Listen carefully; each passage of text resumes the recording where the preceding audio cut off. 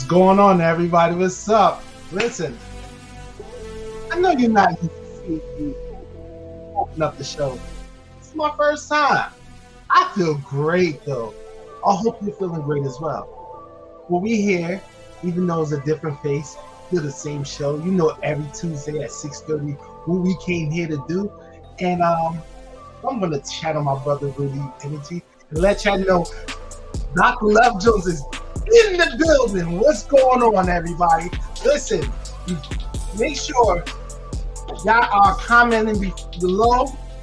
If you're here, make sure you comment heart loving in the comments. Also, let us know where you're watching it. Whether you're at home, at your office, you might be at a bar watching this. Who knows?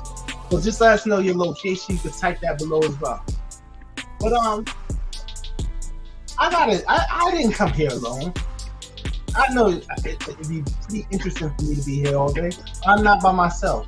So I want to introduce my brothers, right? I want to introduce you to this one gentleman. He represents Jacksonville, aka Duval. Duval in the building. Let's bring on my brother, Bobby B. What's going on, Bobby B? Hey, what's good, and what's still good? The block is still hot. It's your boy, Bobby B. Today is a great day, and it is the best day of my life, man. Javon, thank you for bringing me on, brother. Appreciate you. Man, listen, I'm just great to bring you on because I know you about to set this place on fire. We had a fire show. I'm just excited. I don't know you can see the excitement here. Yeah, I see with your DJ voice, you know what I mean, doing your little swagger. I'm rolling with you. Hey, you drive, I'm in the passenger seat. I got shotgun right now. So Lamont get in, and I got to go in the back seat. I got to go in the back seat when Lamont come in. listen, but you take the driver's seat right now. I'm going to scoot over in the passenger lane, and you got it from there. No doubt about it. Guys, welcome. Today is a great day. It's the best day of my life. We're going to go ahead and bring on another member of the Pride right now. He is none other than the producer. He's the person that you go see when you want to command camera confidence. This is none other than the producer himself, Mr. Lamont Gwynn. Welcome to the live broadcast, brother. What's up, fellas? What's up? Thank you so much. Glad to be here. It is an incredible day. It's a great day. We have an awesome show today. Ooh, we got an awesome show. So I can't wait to bring our guests on. Yeah, man, I'm glad to be here tonight. Yeah, it's going to be powerful tonight, man. And listen, so we want to shout out to all of our people that are watching. We have people watching literally from all over the world. We have people that's watching we have Belize, we have Africa, we got all over the United States. We have coaches, authors, speakers, all kinds of people in our audience. But shout out to Wayne Moody, who always shows up and supports. He is the world changer, dream builder. Shout out to Sean Fleming. And shout out to so many of the guys, Edson, all the guys who tune in each and every week to watch us. We appreciate you guys. Want to say welcome. And this is CF Talks. In case you didn't know, want to make sure you're in the right place because this train is about to take off and leave the station. We want to make sure you're on the right train. It's nothing like, hey, Javon, tell them you in New York. Lamont, let them know now. You be, once that train, you don't want to get on the wrong train, bro. You get on the wrong train, you're going a whole different direction. Absolutely. You'll be on that train all day. Bro, you can end up real late to work if you get on the wrong train in New York. You hear me? They'll take you out to Queens somewhere, and then you got to come back, right? So we want to make sure you guys are on the right train. This is the train for CF Talks, where we have heart-level conversations that lead to transformation. So we want to make sure you guys are here. You understand what we're doing. Our assignment, this is a group for entrepreneurial-minded men. And our mission here at Confidence Factor is to positively impact the lives of over 5 million men. That is what our mission is, to impact the lives of over 5 million men. That is just phenomenal. But we know it all starts with just one. You know, Lamont, one time somebody said something to me. They said, would you prefer to get 1 penny doubled every day, or would you prefer to get $1 million in 30 days from now? Give me 1 penny, doubled every day. You Just see give me what I'm 1 saying? penny, doubled every day. You got to know there's a formula being applied there. And Lamont, tell them why you would choose the penny doubled every day. Why would you even choose that? Because I think eventually in 30 days that becomes like so many million, like crazy number, $5 million. Over $5 million. So we can impact the lives of 5 million men. All we got to do is start with one man and double it every day for 30 days, man. We have 5 million in 30. There you go. You know about that power, baby. That's power right there. Wow. So we want to do that. And how we're going to do that, guys, is we do that by using what we call our SMART principles. These are the keys that we use to level up in our lives. And the first key, the first principle is self-mastery. You know, in the book Think and Grow Rich by Napoleon Hill, he talks about the word educo, which means to draw from within, to draw out from within. And that means that's something that we do here at Confidence Factor. You know, the Greek said to know thyself.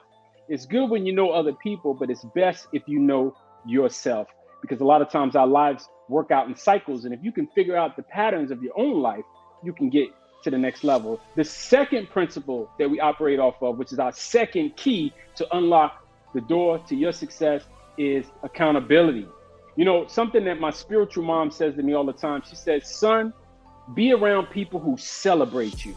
Be around people who celebrate you. And so why would you want to be around people who celebrate you? Because it's just like being a baby. When you first started walking, you just had people say, oh, good job, you're standing up. Oh, good job, you took a first step, right? And if you have, you know, all this encouragement around you, there's nothing that you can't accomplish. Sometimes it's nature and it's nurture. We need a little bit of everything. So we're men, but we can't forget that we need that nurturing side. So we need accountability. They said the research shows that if you have accountability, you're more likely to rise up to the level at which your peers see you, to be able to hit your hopes, goals, dreams, and aspirations. And last but not least, we want to talk about the last key. The last key in our SMART principles is resources and tools. Now listen, Tony Robbins says a lot of times it's not about resources, but it's about being resourceful. And that's what we love here at Confidence. We take that word resources, that can mean time, effort, energy, money. And sometimes it's just ideas. And also the right tools. We bring in experts from all over the world who are masters at their craft and teach and share with you so we can, what we call, collapse time and shortcut you and fast track you on your road to success. Because we know at the end of the day, we only care about one thing. What's in it for me? What's in it for you is the ability to hit your hopes, to reach your hopes, goals, dreams, and aspirations. So those are our SMART principles here at Confidence Factor. We hope that you resonate with that. If you do, like Javon said earlier, please go ahead and put heart level, hashtag heart level, put it in the comments. We'd like to hear back from you. We want to know that we resonate with you, okay? And the next thing is also, if you're watching this on replay, somebody's going to watch this at a future date and say, man, that guest that they brought on tonight was fire. And I got some good nuggets out of it. So type in replay just so we can feel and know that you were with us. Even at a later date, we're going to be able to come back and check this broadcast. So guys, I am super excited tonight because we got a guy coming on tonight who's serious about the mission. He might be the one guy. Listen, you don't know how God do. He might be the one guy that triggers a domino effect, that triggers the first guy who says, hey, I know two guys. And then two guys say, hey, you know what? I know two guys. And next thing you know, we compounding like that penny. So Lamont, I'm going to turn these reins over to you. I'm excited for what we have going on tonight, brother. All right. So first of all, before we bring on our guests, I want to give a big heart level to Rudy, to Darian. They can't be here with us today, but brothers, you're here with us in spirit. So take care of your business. We can't wait to have you back on the show.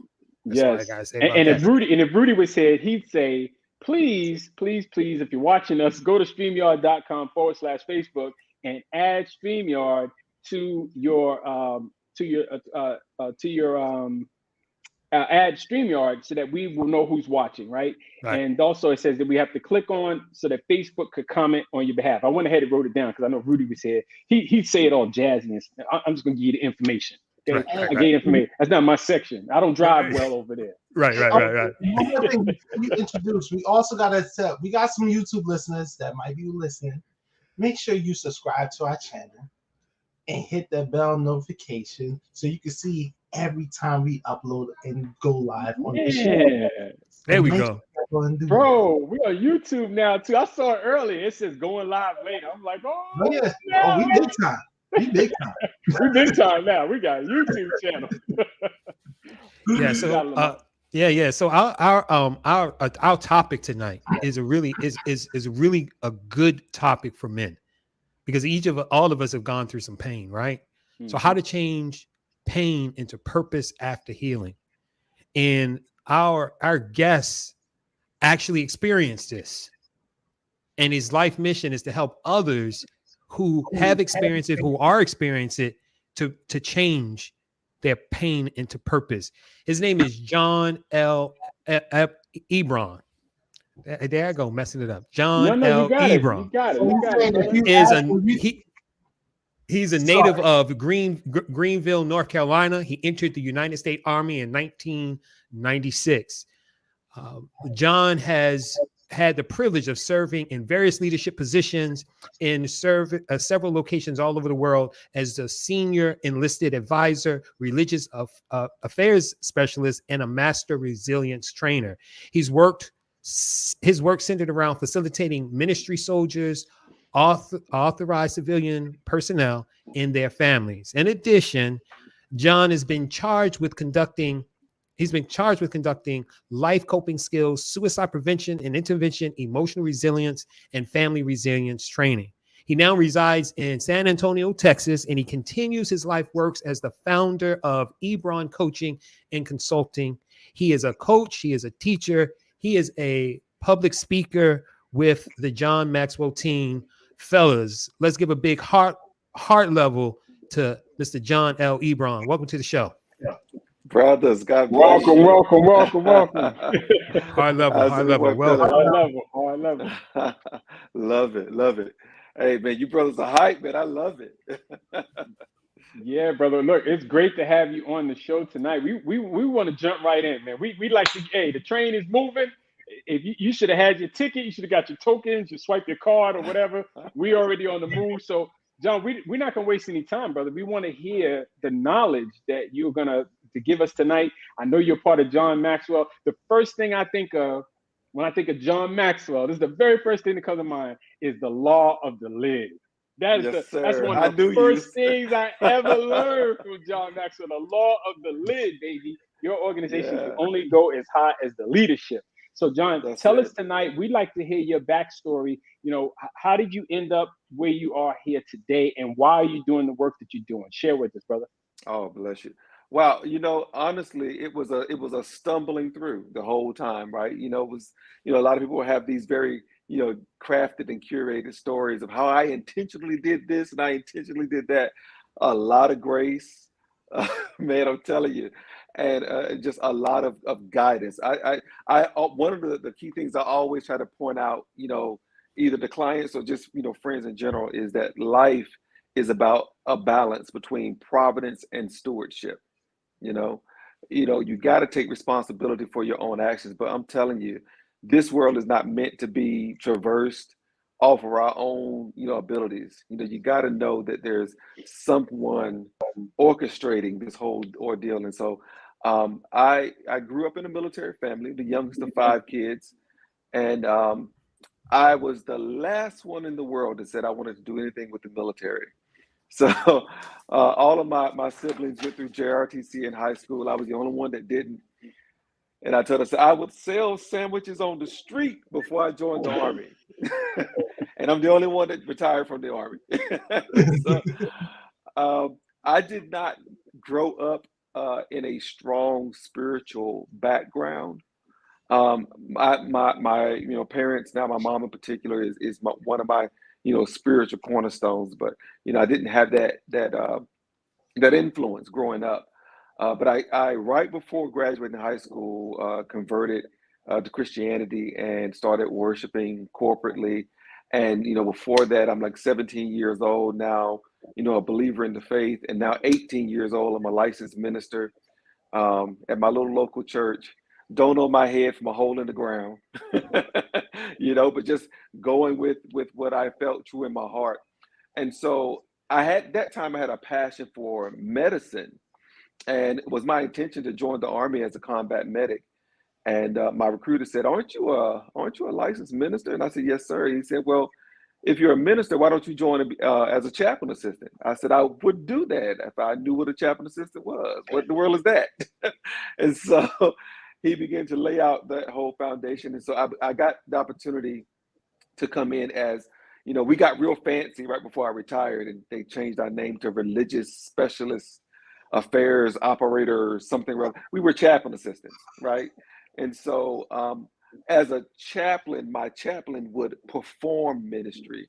As a chaplain assistant, I would facilitate ministry. I would set it up and he or she would knock it down, right? So that gave me the opportunity to serve, man, on a whole different level, because in the military, ministry is conducted in a pluralistic style, right? So as a Christian believer, I could be paired with a Catholic priest for this mission, and then a Baptist minister for this mission, and a Buddhist priest for this mission, and a Jewish rabbi for this mission, and we're all coming together for the spiritual needs of service members and family members and civilians. And so it gave me a broader worldview. And in my opinion, we're all traveling different channels that stream into the same path with really the same objective of mind, which is to return to source. And so that is where I kind of got started. And about halfway through my my career, that's when we had the Iraqi Afghanistan campaigns, and we were a peacetime army for such a long time, screaming, send me to war, I go to war anywhere. And then they sent us to war, and we were like, screw that. And so a lot of people really did not have the spiritual fortitude to sustain that for a long period of time. And the Army's definition of fitness stopped at physical fitness. And so we saw the shortcoming in that, and we really broadened out our definition to incorporate, spiritual and family and social and emotional along with the physical fitness. And so I got the opportunity to serve in that emotional arena as a master resilience trainer. And it was just, I never experienced anything like that in my adult life. I became a trainer, and I was teaching classes and, conducting, counseling sessions and those kind of things. And literally you'll teach a class, and then somebody at the end of class come to you and say boldly, I had every intention of killing myself today when I went home, but now I want help. I believe that I can do this, and I don't know how, but now I at least have the belief. And you're making real world change and influence in people's lives. And I just fell in love with it. So I wanted to continue that road. And that's why I founded, Ebron Coaching and Consulting, and want to continue my work as a civilian. So, yeah, that is powerful, brother. And I really appreciate you sharing your story with us and giving, people more insight as to who you are and what you represent. And so, as I'm listening to you, there's several questions that come to mind immediately, because you said you were doing something in ministry, and then you wanted to carry that over into the coaching. So can you talk to us a little bit? How does the ministry, or what do you refer to that as, right? Because you said you're performing and setting things up. So can you talk a little bit about how the ministry, quote unquote, counseling differs from the life coaching? That's the first thing. And then the second thing, I heard you talk about from the ministry aspect that there is, that the military was focusing strictly on physical fitness. And then you guys took it to, you're talking now internal and external, right? It's not just one thing. Can you talk to us a little bit about that first? How does the counseling differ from the coaching? And then also that internal, external thing that you guys put together? Absolutely. So drawing the distinction between counseling and coaching, it was a different helping initiative that I fell in love with because of how we approach the same objective, right? So as a counselor, you find yourself, or you can find yourself, I guess you should say, in more of an advisor's role, right? And so you're more like of a consultant, an expert that is explaining what is being brought before you, right? And as a coach, you are a peer, and you're coming alongside this person, and so again, from my perspective, how this got framed in my mind when I first decided I wanted to launch a coaching practice and have a training and development firm that was centered predominantly around coaching. I went to God, and I just was, I prayed, and I said, what is this thing? Because it started off as a heart thing, right? That I didn't really have full articulation of. I felt it, but I couldn't say it. And so I said, God, what is this thing that, I'm getting myself into, right? And I'm not a super spooky, cut off the lights, not glow in the dark kind of person, right? But I do get inspired by spirit. And what really returned to me was, when you're sitting across from an individual, know that you're sitting across from me, aka you're sitting across from God. You're sitting across from someone who has all capability. It's just God with amnesia. They just don't know that they have everything they need. And so your job is not to give them anything, is to help them, flip the tumblers of that little combination lock that's been thrown on their own heart and unlock that, and give them access to themselves, because they have the answer. And so whereas as a counselor or a coach, you're kind of providing an answer and providing some clarity. As a coach, you are coming alongside as a peer and helping them go on that discovery journey together, and help them kind of determine what their next step should be for their journey. So I loved that approach. As a matter of fact, when I first started to think about from an entrepreneurial perspective, all of the fun stuff, right? When you first start to launch a business, like, what am I going to call it? What's the name? What the logo going to look like? And all that stuff. I first named my company ES Corp, Echo Shield Corporation. Echo for Ebron, right? The phonetic for Ebron, and Shield, because at that particular time in my life, that's what I felt I was missing in my own life. I wasn't shielded, I wasn't protected, and so I had to learn how to protect myself, and so I wanted to provide that. But then I started to recognize, well, do we really need to be protected from life? Or do we just need to learn how to be life and to flow within life? And so that's why I moved away from this idea of shielding individuals, and more of helping them by going on this discovery, this journey with them. So I hope I'll answer that first question okay there. And the cool thing that I liked about the ministerial part of it was, as the fates allowed, right? Allowing me to operate in military ministry put me again like in a pluralistic setting. And so when it came to what I wanted to do next, I really did not want it to be boxed in to any particular religious constraint, right? And I'm actually in the process of taking on an assistant pastoral role at my church that I worship here in San Antonio. So I definitely believe in religion, but I know that what God is doing in my life is that and then some. And so I didn't want a religious banner to be a restraint from doing what really I felt called to do on a broader base. Yeah. So, man, you just dropping some good nuggets here, brother. Can you talk a little bit about what sparked that why did you feel the need to extend past the fitness portion and include that emotional and those other Yeah. aspects? Why did you have the need to do that? Like, what sparked that idea? Yeah. So again, back in the military, like I said, that was the litmus test. Every 6 months, we're going to test you, right? And um, if you had some emotional problems, if you had some spiritual problems, We recognized that it was necessary for you to be strong in those areas. We just didn't recognize as a community our responsibility to be a part of that solution for you.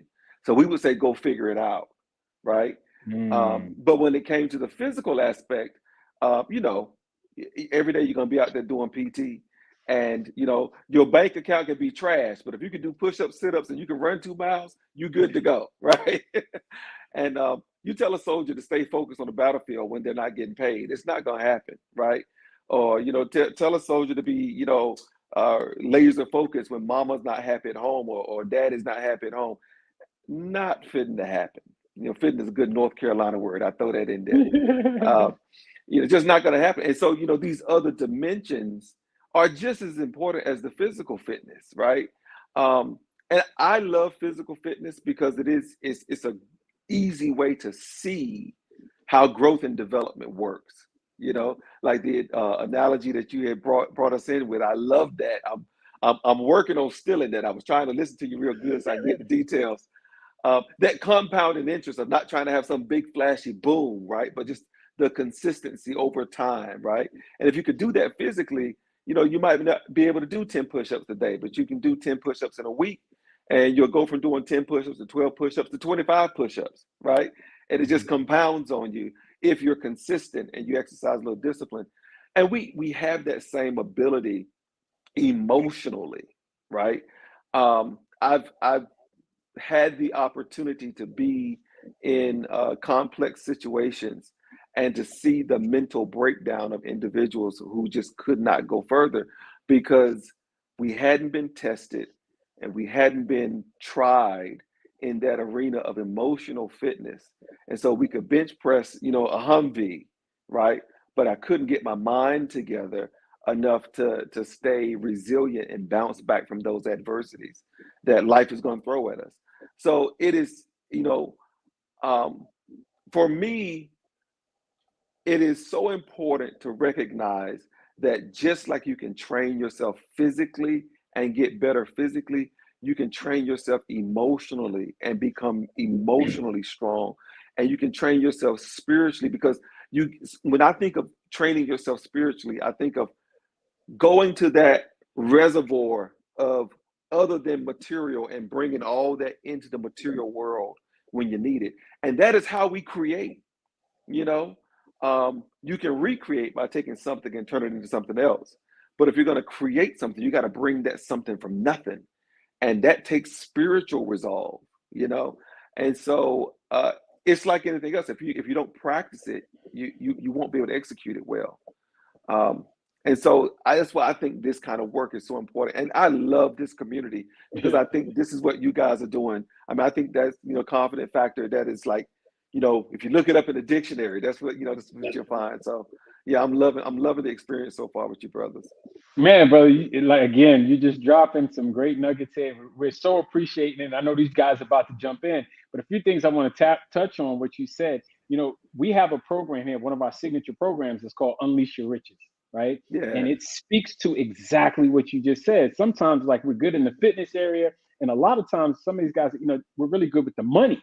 You know, oh, it's money coming in, everything's okay. It may not be okay, or I'm physically fit and I look good, but you know something else is not right spiritually, you're not right, or you know education. So our riches program, which is why we created it, is because it encompasses the whole man. So it's RICHES, which is relationships, income, your community and contribution, your health and fitness, your education that we talked about, that educo earlier, right, to draw without. Yeah. And then the spirituality is the S. So that's what we believe here. Confidence Factor encompasses a full man. If you can, you know, set goals for all those different areas and master those goals for yourself and hit those goals, it can be done. And I think, you know, you spoke to it so great, John. You said that, like we talked about earlier with that compound. Sometimes we think you got to come with the big splash. Oh, if I don't have $1 million, well, you can get to $1 million, you know, but we just start with that penny, man. We just double that thing.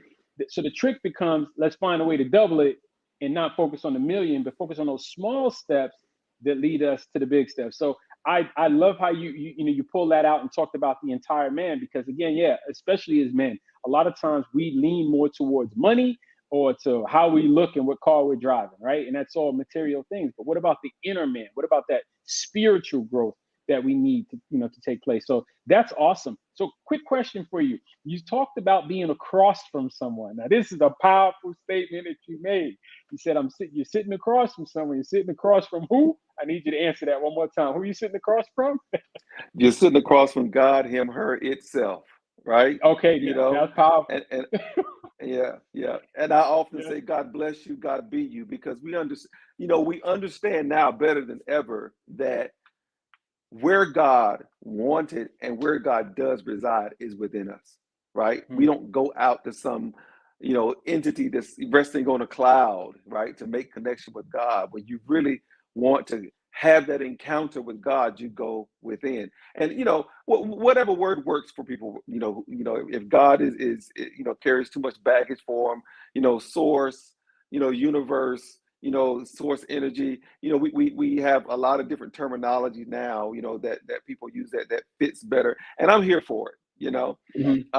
But it is that going within that really that's where life begins, right? And so, Yeah.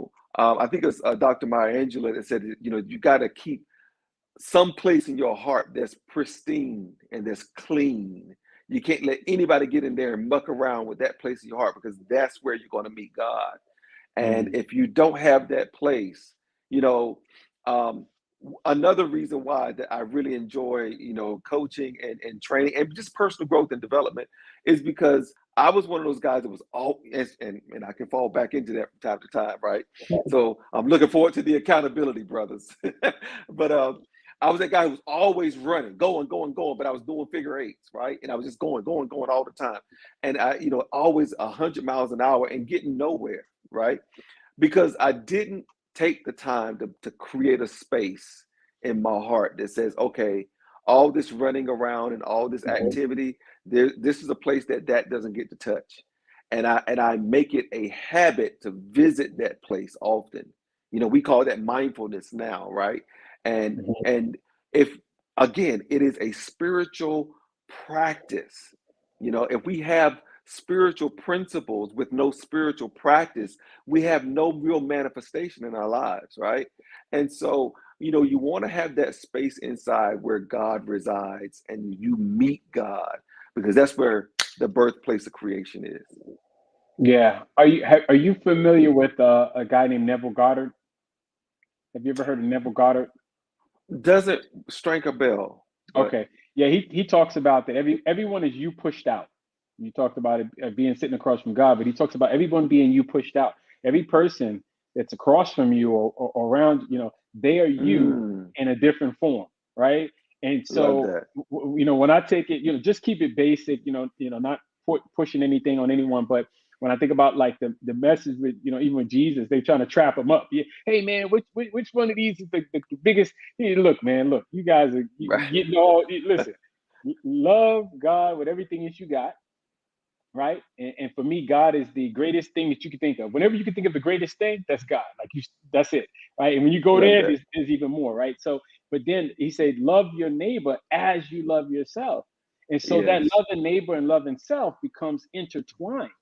But the strategy, though, the concept becomes like, how do I love the other person like I love myself? How can you do that? Well, you have to see them a certain way. Wayne Dyer says, when you change the way you look at things, the things you The look at things you change. look at change. And I Yeah. can't tell you how many relationships I've had that have gone south simply because I looked at the person the wrong way, you know, including my parents, Right. including my parents, right? Yeah. I'm including Yeah. Yeah. my parents, not seeing them a certain light. I'm seeing them as they're just this, and that, and they just, but it's more to it. And for me, like even with the fathers and men, this is so important because we see, like we talk about what Father's Day looks like. They pull out the fold out table, they dump the old socks and use toothpicks, and that's fine. you know, the guys who who bring the life. It starts with the creation, but that's how we treat it. But it's because we have the wrong perspective, right? Our perspective is this one is not as important as that one. We all are important. It's an ecosystem. Everything needs everything else to survive. And so Yeah. for me, how do I treat you? How I treat you is how I want to treat myself. That's my practice. That's the practice I've been working on. Treating you how I would treat me if I were you and the roles were reversed.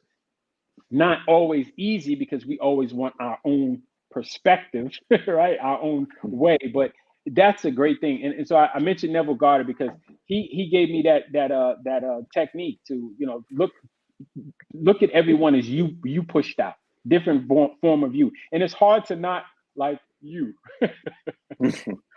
So that's a good thing. So can you talk to us a little about, now you said we talked about the ministry, we talked about the coaching. Can you talk to us a little bit, John, about from a coaching aspect? Again, some of these guys, and you could bring this in any way you want. We're talking about pain and purpose today, right?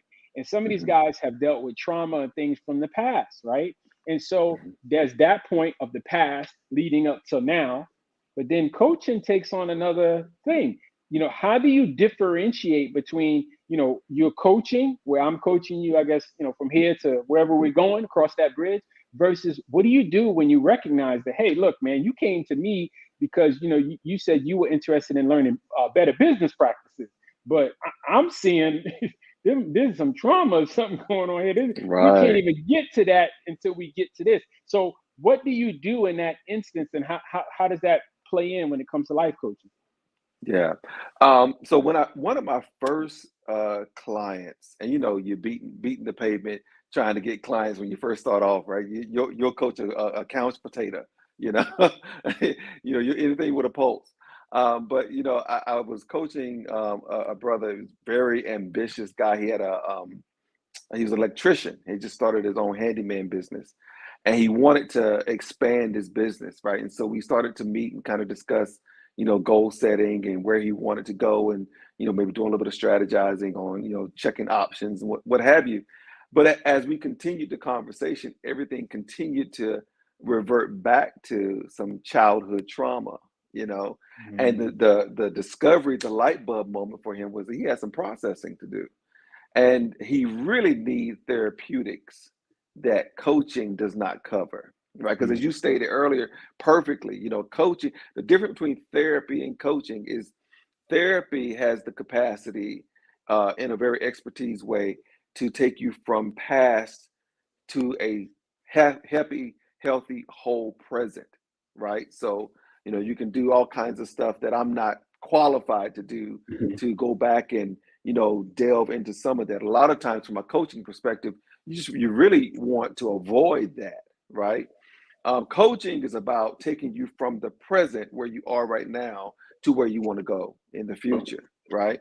And so typically as a coach, I want to interact with, again, happy, healthy, whole individuals who have a goal that they're trying to accomplish, or a sensing of something they want to go forward in.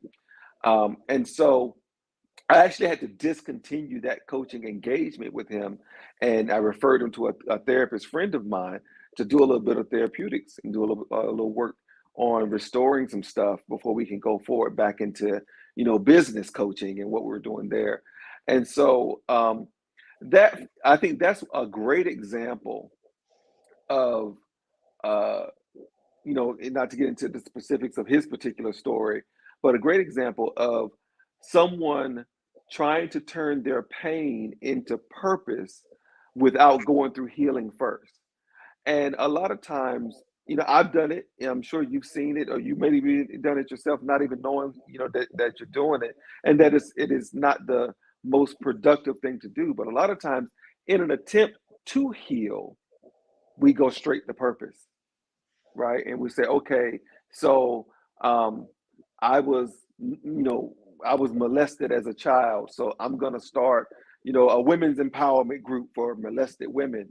And you know, she hasn't worked through the trauma of her own molestation yet, right? And so that opportunity to be interconnected and grow together through this helping initiative really comes a codependent situation where the pain is just kind of being trauma bonded and regurgitated amongst themselves, right?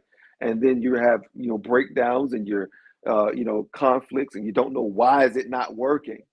Well, it's because possibly because you have a great heart and a great intention, but there's a misstep in your process where you skipped a couple of things, you know. Um, and I think it's important for us to have process. You know, um, our prior generations did the absolute best that they could Mhm. without that education and that support of knowing how to work through a thing. So, our process was suck it up, right? Deal with it. We all have got, stuff, right? And suck it up works. My light just went out, forgive me. Suck it up works, for a while, right? It can cover it up for a while. But if you really are going to go the long haul, it's about being able to process through that, right? And to develop uh, the learning from that life lesson. And then once you've got that on your belt, now you can reach back. One of my favorite writers was Dr. Stephen Covey, The 7 Habits of Highly Effective People. And he talks about the maturity continuum, and how we need to move from dependency to independence to interdependence. And if we miss that independence step, interdependence again just become codependence. And so turning your pain into process after healing, I think is probably the most productive way to get the life lessons out of what you've experienced. Oh, so powerful. And so I'm even hearing you now. It sounds like knowing what you know now, obviously, if you had to Whew. go back and take on take on that first guy, you probably would have did some type of assessment or something, probably, that sounds like, Absolutely. yeah. Absolutely. And I'll share to you, for me, it be my background to me, I think is interesting, right? Because I was working in these helping initiatives, but because of my own personal uh, life story, I was restricted from receiving the help. You know, and so think about it from this perspective. Let's say that you and I are running a church, and we have this large congregation of individuals that we're responsible for the spiritual growth and development of these individuals. And you are the senior pastor, and I'm an associate pastor under you. Um, as the senior pastor that this associate pastor works for, in many aspects, you can't be my pastor because Hmm. you're responsible for supervising the work that I do, you know? Mm. And so you may have to tighten me up as it relates to the work. Because when people think about pastoring, they think about preaching on Sunday, and they think about writing sermons, they think about inspiration. But pastoring is about feeding the sick and interacting with elected officials who have initiatives that's going on in the community, and organizing volunteers, and projects, and construction. It's all about these other things that are going on that facilitates ministry. And I can have a good heart, but if I screw up a construction project, that cost the church millions of dollars, Yeah. you don't want to pray with me. You want to fire me, right? so so when oftentimes working in a helping initiative, depending upon where you're at, you could find yourself kind of stuck in a hard place where you're providing service that you don't get yourself. Mm. And how do you keep your cup full so that you're operating out of an overflow when you are using your, energy that is for your growth and development to serve other people? So as Yeah. I approached the end of my career, I was completely burned out. You know, um, I would set up for Sunday service and then go kill a bottle of cognac afterwards. Just to be honest with you. Um, and you cannot crack under pressure, right? And so I did not develop the processes, and here I am in the midst of my pain, Hmm. right, trying to turn that into purpose, and I had no process, you know. And again, not to go too uh, religious on you, but that, Jesus was teaching we call it the Beatitudes, right? He started giving all these good uh, life lessons. And one of the things he said was, "Blessed are the pure in heart, for they shall see God," right? So that word pure is the same word where we get the word catheter from. And what he was saying is, if you're gonna see God, if you're gonna be a part of the vision, you have got to put a mechanism inside yourself that keeps you clean, Mm. because life is going to throw a lot of dirty stuff at you, and then you got to be able to process. If you don't process, you're going to get clogged up, and it's going to affect your vision, you know. And so you got to have process. You got to have an expectation that life is going to come with some obstacles, and I'm going to develop the resiliency to be able to process through those obstacles so I can keep moving. Turn that pain in the process by healing, or purpose by healing first, and then you got something that you can share with the world. Yeah. So Yeah. powerful. You guys, you guys jump in. I know you guys have a couple of questions. Lamont and Javon has a couple of questions. All right, so I got two questions, right? All right, so now the first question is this. Well, before I get into the question, I wanted to just break it. So you pretty much talked about, you hit up a gem where you said a lot of people, when they would skip the healing process and go straight from pain to purpose, right? And I've heard this saying all the time: turn your pain into purpose, turn your pain into purpose. But everybody left out that healing. You got to heal Yeah. your pain, right? Because imagine me trying to go play basketball on a sprained ankle. You know, that's a lot of times. You just think, okay, you can tape it up, and then you're gonna try to overcompensate. Then you mess up something else, and that's what we tend to do.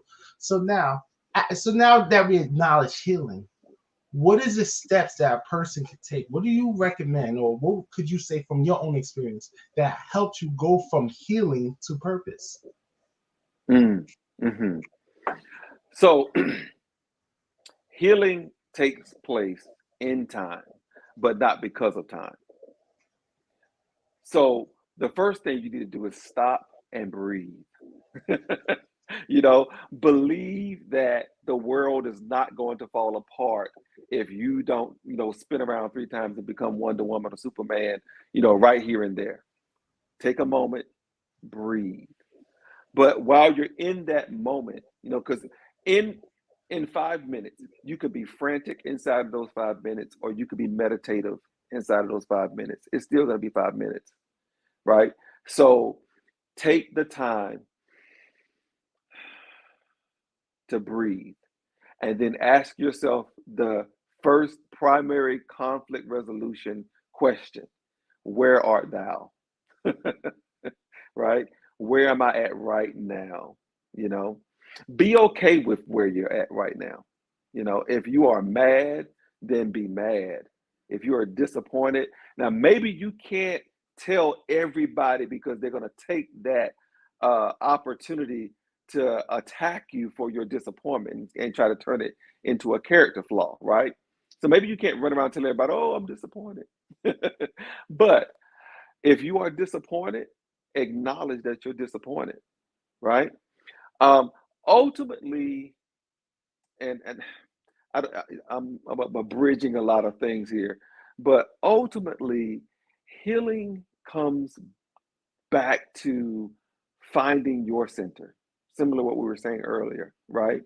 So, a lot of ways that shows up is finding your part of responsibility in the breakdown, right?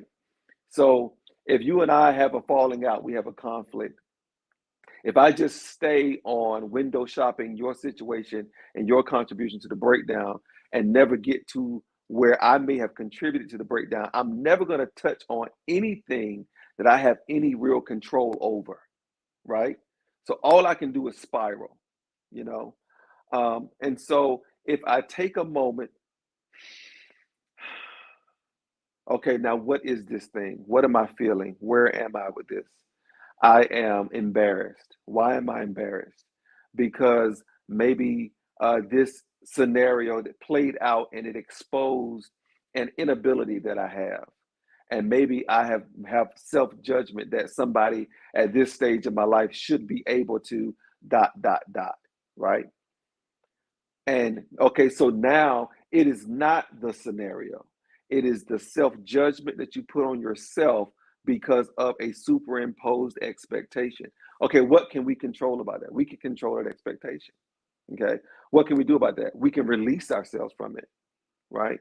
We can aparigraha, we can non-grasp, we can let it go and say, I release myself from that expectation and that judgment. Or we can say, okay, then I accept the challenge, you know?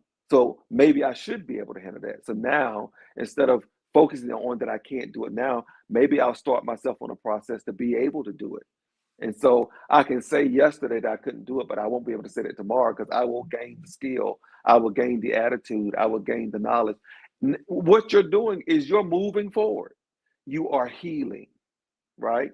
And through that experience, now not only can you become functional, but you can become a mentor and help the functionality of others.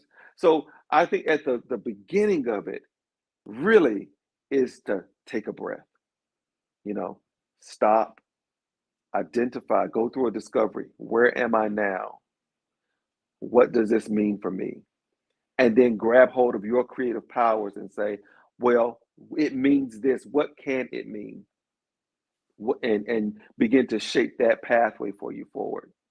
I hope that touches on what you were. Absolutely. And I love to mention the breath. I think the breath, people don't understand how powerful the breath is. The breath can something and cool something, right? Yeah, like, yeah. Drinking something hot, you use your breath to cool it down. But you've lived up north like me and most of the panel did, and it's cold outside, and your hands is cold. You try to warm your hands up. That's the power of breath. You know, it's very wonderful that with a little bit of breath, you can reshape your reality. And I think you dropped a key gem. Now, my second question I would ask you is this: how important is to have accountability, or have someone or a group or a mastermind that's going to help you shift from healing to purpose? All that stuff I said, and wasn't it cute? If I get hot, I can't recount any of that stuff. I'm gonna need one of you brothers to say, John, breathe. Right? It is so important because we are so dynamic. We're not linear, you know, and so you can have it completely together here and a bloody mess over here. And it's the same principles that worked over here that resolve that. But because we're so dynamic, we can't see it. So accountability, community, brotherhood, it is so important. And I say that jokingly to friends and to clients and prospective clients. When we have a discovery, we have a breakthrough, and they kind of come up with options. I just discovered this. Bam. I say to them, okay, so now when it's my turn, I need you to be here for me too, right? Because we all need it. So to answer your question, life is not meant to be lived alone. It just ain't good. Accountability, community, brotherhood, connection, levels of connection, paramount. You got to have it. I call him Bill at the bus stop, right? Bill at the bus stop can't tell me a whole lot of anything.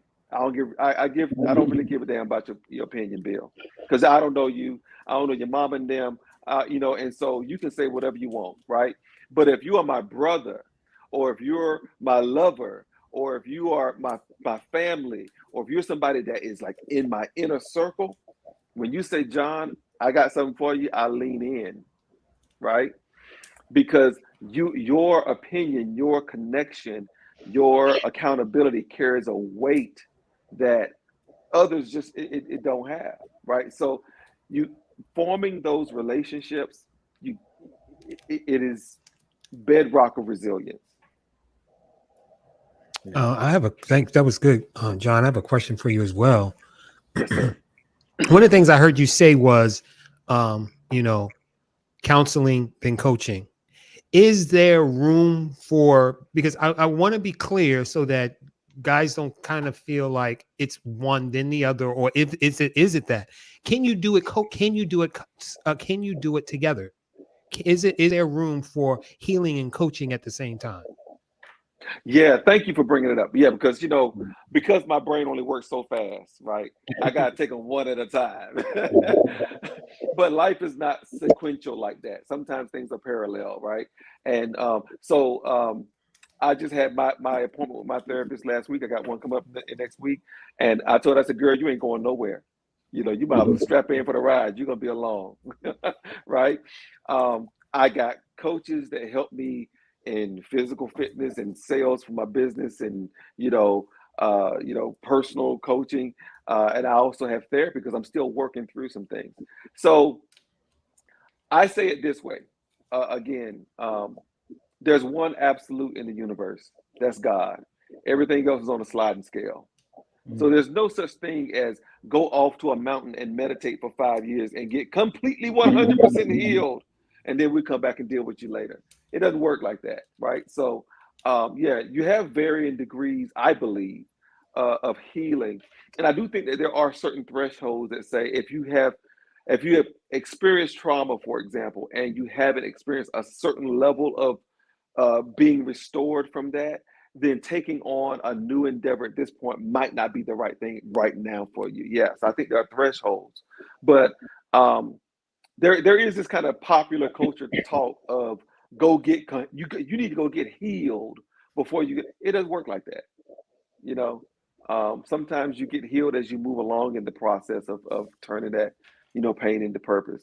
But you just got to govern yourself. You got to be honest with yourself and say, for me, it took me a long time to get to where I'm at right now in my coaching practice. And I actually took a break and am now, kind of reinvigorating some aspects of it. Because when I first got started coaching, I was bleeding, spiritually, you know, and honestly, I was coaching them as a distraction from my stuff, right? And I had to take a break. And I said, you know what? I need to take a break, get myself together. Now, did I come back, Superman? Absolutely not. But I was in a healthier, happier position to do the things that I wanted to do. So yeah. Awesome. So you have a giveaway for the audience. Can you speak on that? Yes. So one of the things I'm super, super excited about right now in my practice that I just, started to implement and getting some great results from is I've gotten certified as a behavioral consultant. And we do that primarily through DISC assessments. And so I'm almost at the point, I'm not quite there yet, but I'm almost at the point that of requiring a DISC assessment to enter into a coaching agreement because I believe in it that strongly. It's pretty amazing. As you mentioned earlier, I'm a Maxwellian, I'm a John Maxwell groupie, right? And John Maxwell is all about leadership, and leadership, his definition, my definition, really simple. Leadership is influence, nothing more, nothing less, right? So if you want to interact with people, you want to have a positive influence with them. One of the first laws of influence is the law of awareness, which means you got to know yourself in order to grow yourself. And DISC is a great way to, one, get to know yourself, and two, learn how to communicate with that knowledge. And so DISC is a personality assessment that we do. DISC itself is an acronym. The D stands for dominant, the I stands for influencer, the S stands for steady, and the C stands for compliant. And it is a breakdown of the four basic general personality types that kind of exist, right? And so with that information, there's a lot that we put together as a growth plan for individuals who want to do personal growth and development. And so, for example, if you do the assessment and it comes out that you are a high D, which means that your personality type is more dominant, you're a more decisive person. Give it to me in 5 words or less. I'm the leader. Let me take charge, give you some direction. There's a certain way that you communicate with a D, that if you don't respect those innuendos, it breaks down the communication pattern. Like I had a supervisor, she was a high D, and I would come in and brief her, and I would do this, and she cut me off. She said, "Ebron, 5 words or less," because she knows I'm a high I, and I look just like my daddy, and I talk just like my mama, and I will talk you to death if you let me, right? And so, but I had to learn how, when I talk with another high I could just go on and on and on and on, right? Because that's what we're into. But when I talk with a D, I say, "I will brief you later." And I wouldn't tell you what the 6th word is, because I call you that after I walk out your office. But but you learn those personality traits, and it's effective in business, it's effective in the home, it's effective with raising your kids. It helps you connect with individuals. So, so I'm offering a free debrief. If you sign up for a personality assessment, go to my website, www.john-ebron.com. You can sign up for a DISC assessment there, or send me an email at leadership@john-ebron.com. We'll send you the code, send you to the website. The assessment itself is $75. The debrief is $150, and that will reduce that $150 off. Give your free debrief, so you get the assessment, but then afterwards we'll sit down with you and walk through explaining how that all works. And it could be a little techy, a little technical, because basically what happens is you go through, you do this survey, and it brings back about a 52-page report of who you are based off of how you answered in that survey. And it gives me a chart of 3 different aspects of your communication styles. It shows me your core, center, it shows me your public face, and it shows me your mirror. And we go into explaining what all that means for you, and how that you can use that information on your self-discovery journey. So it's an amazing opportunity. And I'm thankful that you guys let me make that offer up here on the platform. John, thank you so much. Yes. Man, dropping gems. We appreciate you, brother. And Lamont, let's get that on the screen one more time. John, you saying I got 3 faces, man? I got a core, I got it. What are you talking about, man? And who's inside inside of a computer watching me that you know who I am? Come on now. What's going on around here? We say everyone is unique, but they're predictably unique, right? And maybe we'll get opportunity to talk a little about this in the future. But from back to the early, like I think it was 444 BC, right? There was this individuals that kind of noticed that there was 4 different, basically personality types that would show up in people. And Empedocles was the first person who made this observation. He attached it to the 4 primal elements. So he said, if you came in contact with one of these 4 elements, fire, air, earth, water, then it would affect your personality type, right? Then Empedocles, where we get the Hippocratic Oath, moved it from an external source to an internal source. And he thought it was a composition of the fluids in your body, right? So if you had an overabundance of a particular kind of fluid, it would affect your personality type. And then Carl Jung, the father of modern psychology, moved it from the physical body to the mind. And he said, it is, certain different aspects of your mind where we get the Myers-Briggs testing. And then, I think it's William Marston's. Yeah, William Marston's, he moved it from where you have people focus on abnormal psychology to normal psychology, and he came up with the DISC model: these dominant, influencing, steady, and compliant. And like I said, we're all a unique blend of those, and we're all a little bit of those 4, but we're just a unique blend of those together. So I may be a high I, a low D, and you may be a high D and a low I, right? And again, it affects how, if we could just stumble through the dark and figure it out, right? Or we can understand it. We can have a level of awareness, and it will expedite our ability to connect, right? Yeah. And so, the more you know yourself, the more the stronger your connections can be. Know yourself to grow yourself, according to John. Grow yourself, I love it, man. Brother, listen, we appreciate you. We're going to send you back into the green room while we close out the show. We want to say we honor you. We thank you for your time. We thank you for collapsing time for some of these brothers, because I know a lot of gems have been dropping. Some people are going to come back to the replay and listen to some of the things you said twice. You know, that whole last piece, I'm be honest with you, I got to go back and listen again, because I was looking at the time, I was listening to you, but I'm hearing Darian in my voice say, "We got to honor people's time. Make sure you close on time." I'm like, oh.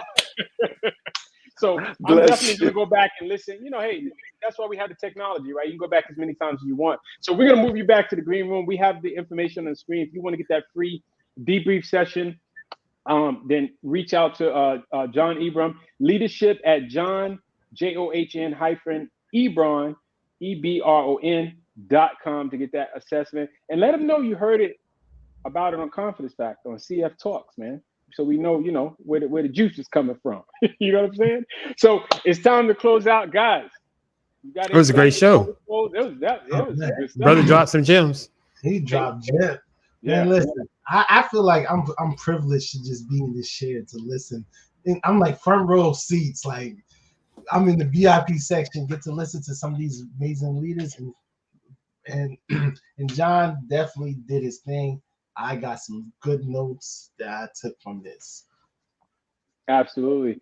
So we're listen, good stuff. We're gonna go ahead and close out for the night. That was a great show. This is CF Talks, where we have heart level conversations that lead to transformation. And one thing I want to point out is this is my highlight. This is my one big takeaway for the night. Something that John said is something so simple and so basic, but we don't even recognize that we need to do it. He says that we need to breathe. Whether you have a breakdown, you have a meltdown, or you're just burned out. At the end of the day, sometimes you hear people doing, and you'll see somebody sitting and then they go like this. And they take that gas breath. That's because they're not in touch with the body. Breathing puts you in touch with the body. It also puts you to connection to the divine, because the breath is the umbilical cord to the divine. So we are spirit beings. We need that breath. It's the one thing that connects that spirit and connects this body. So to come back into the body, you want to take those breaths. It's something so simple, but definitely urge you to do it. The second thing I want to point out to you guys is that know that we're talking about pain to purpose here, that we're going from one place to another place. And you might be saying to yourself, I can't do it. And if you're in that state of mind where you believe you can't do it, this is exactly why you need a community. This is exactly why you need accountability. To have brothers around that tell you, hey, brother, just breathe, get in touch with the body, and let's talk about what you have going on, because somebody in this community has been through what you're going through and can probably just walk you right across that bridge with, as John says, you know, less lumps on the head or less headache, and we can collapse that time for you. So we have our Unleash Your Riches program.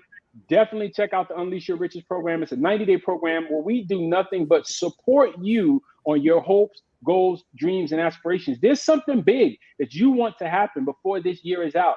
Number one, we got to write it down. And number two, we got to be in touch with the community and have some accountability. What action steps are you going to take? When you slack off and you don't feel like doing it, what are you going to do? What models or creeds or incantations have you put together to command yourself to get up and do it? You know, in my Vortex fitness class, I used to tell my guys, only 2 times I want you to show up: when you feel like it and when you don't, right? And that's something I got from another coach who coached so many different popular football teams, but it's just something I can put in the back of my mind, because sometimes, guys, we just don't feel like doing it. But I want you to know that this is about pain to purpose. If you're in pain right now, this is the place where you want to be, because here at Confidence Factor, we help men to pursue their purpose by developing their confidence factor. And we do that through our SMART principles: self-mastery, accountability, and community. So know this, on the way to pain and purpose, know that Think and Grow Rich, Napoleon Hill said this: for every pain, for every adversity, and for every failure that you may experience, it didn't come to kill you. It didn't come to destroy you. It didn't come to take you out. It came because it brings with it the seed of an equivalent or greater benefit. It didn't come to take you out. It came to bring you across into that thing that you hope and dream about every day. Your goals, something that you want to manifest. We appreciate you guys here tonight. Shout out to Rudy LaRose, who's always in the building. And shout out to the professor who's always setting the framework. We have here tonight Javon, the Level Up guy. This is the guy you want to read. You want to check out his book, man. I read his book, just the intro of the book, and I was like, I want to do the audio book. That's how good the book was, right? And that came from a guy that read 55 books in 1 year. I had never done that before. But Javon Books is one of the books I read after the 55, and I was like, this is a really good book. I like this. I took it from my wife, stole it from my wife. She bought it, I stole it and read it. What do you want me to do? Level Up, he's the author. He's the Level Up man, and none other. If you want to command camera confidence, and you got a show that you need to pre-produce, and you want to talk to this guy right here, he is the main lion right here, the main lion to command camera confidence. That's Mr. Lamont Grin, and you want to get in touch with him. Guys, we appreciate you tonight. Make sure you put in heart level in the comments. Check out our guy, John Ebron. I'm Bobby B, and what we say here, Confidence Factor, in everything that you do, make sure that you keep it high level. See you guys next week. See you.